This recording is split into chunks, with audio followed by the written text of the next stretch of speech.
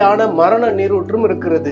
தேவச்சனமே பாருங்கள், அப்படிப்பட்ட அந்த இடத்துல ஆகாருடைய கண்களை ஆண்டவர் திறக்கும் பொழுது ஆண்டவர் குடிக்கிற தண்ணீர் லகாயிரோகி என்கு குடிக்கிற தண்ணீர் நீரூற்று ஆண்டவர் கொடுத்தார். பிரியமானவர்களே, நம்முடைய வாழ்க்கையில இந்த ஏலிமுக்கு கொண்டு வருவதற்கு காரணம் என்னவென்றால், ஆண்டவர் நம்மளை இந்த ஏலிம்ல வச்சு ரீஃப்ரெஷ் பண்ணணும்னு நினைக்கிறாரு, புத்துணர்ச்சி படுத்தணும்னு நினைக்கிறாரு.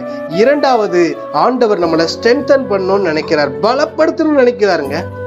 மூணாவது, இந்த ஏலிம்ல என்கரேஜ் பண்ணணும்னு நினைக்கிறாரு. உன் ஊழியத்தை சப்போர்ட் பண்ண, உன் ஊழியத்தை தட்டி கொடுக்க, உன் ஊழியத்தை தோள் கொடுக்க யாரும் இல்லை நினைக்காதீங்க. உங்களை ஆண்டவர் இந்த நாள்ல உற்சாகப்படுத்துறார். பிரியமானவர்களே, ஏலிமுக்கு கொண்டு வருவதற்கு என்ன காரணம் என்றால் மூன்றே காரணம் தான்.